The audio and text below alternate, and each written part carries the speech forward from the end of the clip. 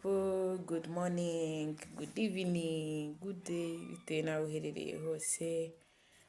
Happy new week, happy new month. We are in September. September is coming. Hey! Umwaka usigaje amezi ane gusa kugira ngo urangire. How far are we, mothers? And dear friends, how far are we? Yo, 2025 is almost ending, but dear, how far are we? But yeah, I hope that digital mamas are far away to complete this 2025 successfully. So before we start, welcome back to the Digital Mom YouTube channel, a space that gives you inspiration on work, on life, and how to balance both worlds. Digitally, of course. So first of all, I thank everyone who has been here since we start. And now we are jumping into the new month of September. Happy new month of September. Kuzababera ukwezi k'umugisha, kuzababera ukwezi ko gukora ndetse no kunguka. I mean, may God bless this month for all of us. So today, I'm talking about a topic I know so many of us are struggling with, especially mothers, and that is time management. You guys, as moms, we wear so many hats. A mother, a wife, a professional, a friend, a nurse. Every mother is a nurse at some points. And sometimes it feels like there are just not enough hours in a day. Sometimes you could wake up and say, hey, is even today going to have 24 hours as the normal days? And in your mind, it goes like, no, this should be extended to some hours because of the responsibilities that are burning together over you as a mother.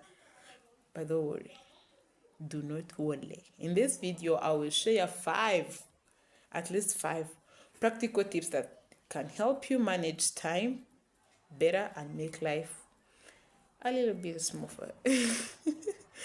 So without further ado, let us start with tip number one. Tip number one that could help you manage your 24 hours effectively and not feel overwhelmed as a mother is creating simple routines. Create simple routines. One of the best ways to save time and reduce stress is by having a simple morning and evening routines, especially for the working moms like me. When you have a morning routine and an evening routine, you're not going to get stressed asking yourself, what am I going to do when I get home? What should I do first before I leave this house and go to work if you work outside your home like me? But you don't need anything complicated. You just need a consistent flow that makes your that makes your day easier. Ukeneye kugira utuntu turi routine, uzi neza ko utu tuntu dukorwa mu gitondo, utu ngutu dukorwa ku mugoroba. Ibi ngibi icyo bigufasha bigabanya stress over yo kwibaza ngo uko mfite isaha imwe mu gitondo nsige nkoze ikira, cyangwa niba ushyitse mu rugo ku mugoroba ngo what should I start with?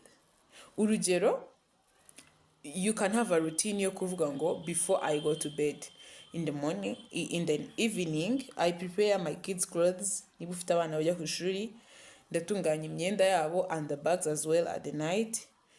And then ibyo ukaba ubizi neza ko every time before you go to bed, you should prepare the kids' clothes and the bag bazakoresha ejo when they are going to school. And wenda n'imyenda yawe uzakoresha ejo, ibyo bikagukuraho stress yo kubyo kuvuga ngo bari bwambara iki, njye se ndi bwambara iki, you know, like prepare the next day in the previous one. Niba ariko nabyita, tegura ibyo uzakoresha ejo mu ijoro ry'uyu munsi before you go to bed, ku buryo uri bubyuke mu gitondo hari road yavuyeho yo kuvuga ngo turambara iki, abana barambara iki, because you went to sleep last night ibyo bintu wabiteguye. So that way your morning won't feel rushed. you're not going to feel rushed in the morning, and you will start the day calm and instead of stressed.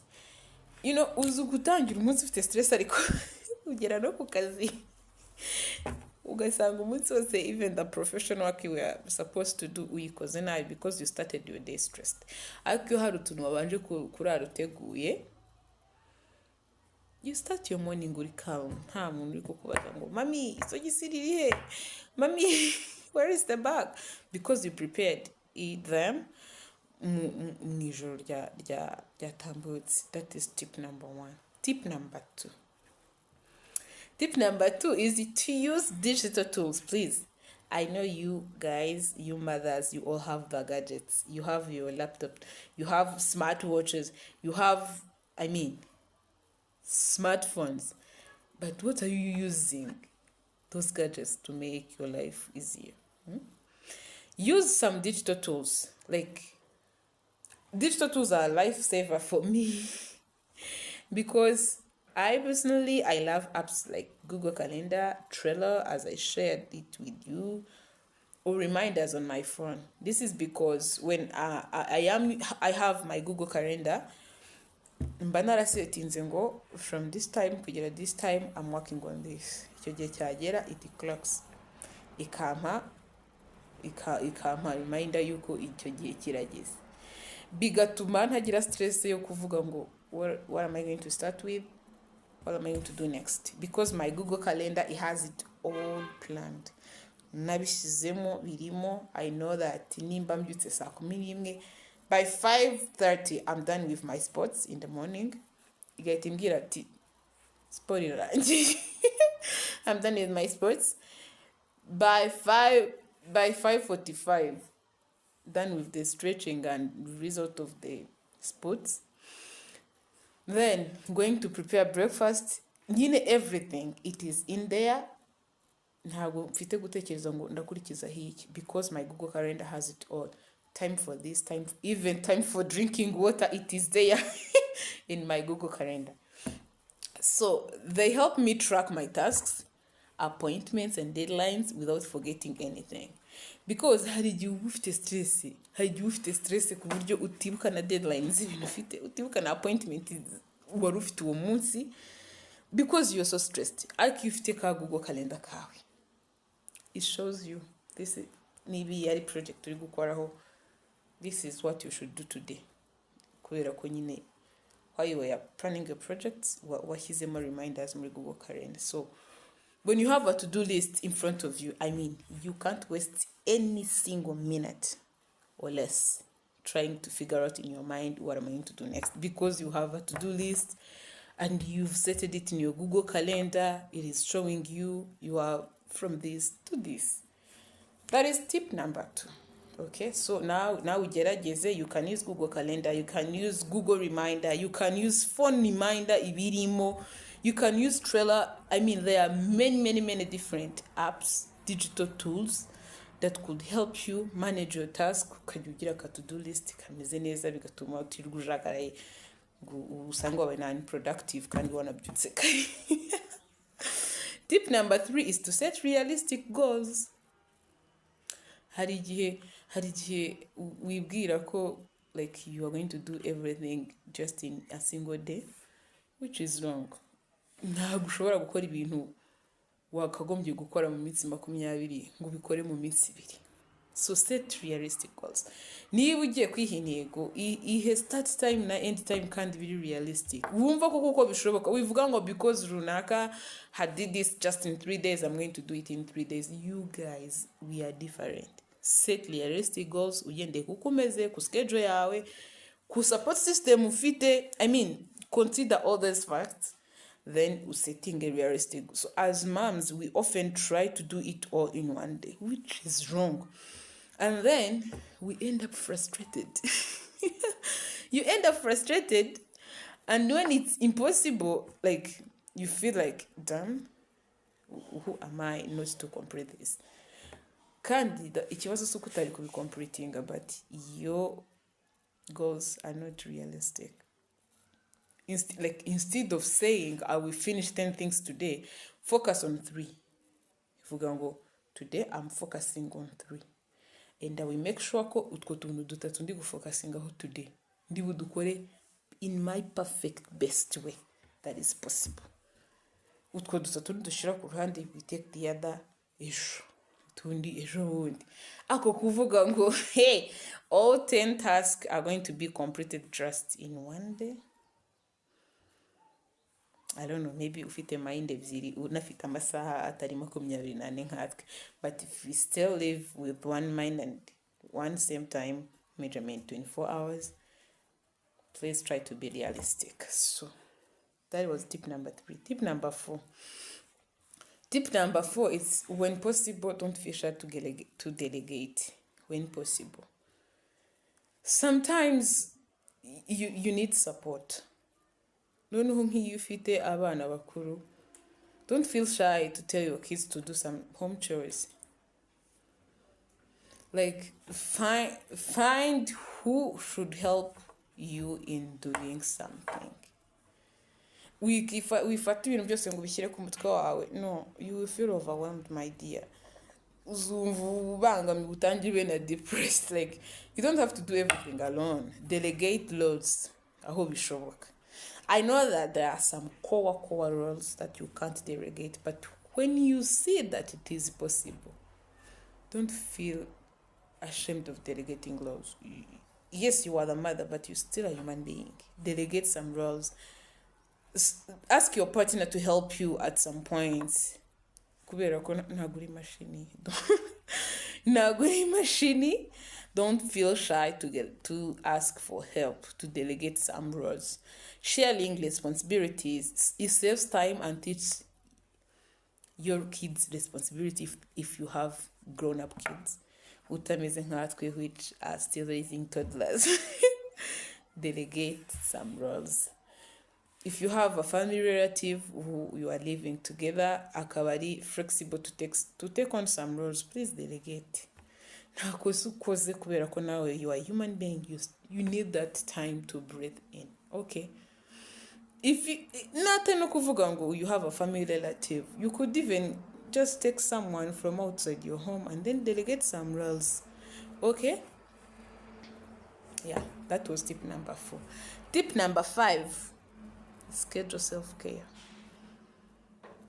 Ahangaha sinzi niba bari inyuma turi kumvikana neza, but you have to schedule some self-care. This one might sound like it takes time, but trust me, it actually gives you more energy for everything. Like, if you didn't take care of yourself, you're not going to give good service. Move your abuse. Be it at home, be it at work, be it with your kids, be it with your husband, be it with your friends, be it with your workmates. You're not going to give a good service if you didn't take self-care time. Fata umwanya, niyo yaba iminota 5 uvuge ngo uyu mwanya it is for me. Deal with yourself, build your inner energy. Like, get motivated. First pull up your soul kugira ngo uze kubona icyo utanga. Umunyarwanda yaravuze ngo nta utanga icyo adafite. So you can't care for others without first taking care of yourself. It could be not that big time bitewe n'inshingano ufite, but ibi minota 5 iboneke, ibi 3 iboneke, have a me time.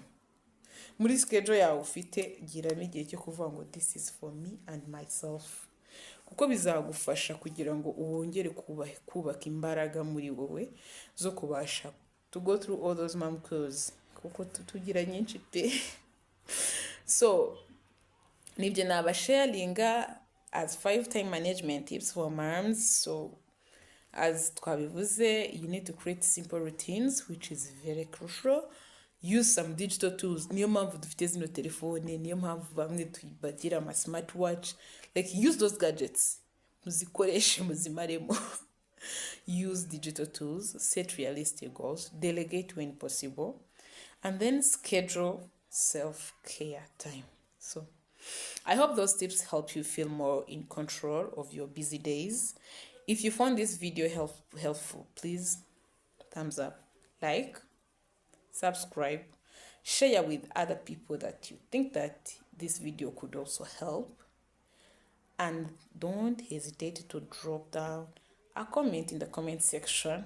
Just share your ideas on with us on how you manage your time.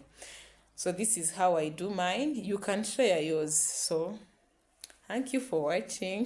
Thank you for being with me. Until next time, with love from the Digital Mom. Bye.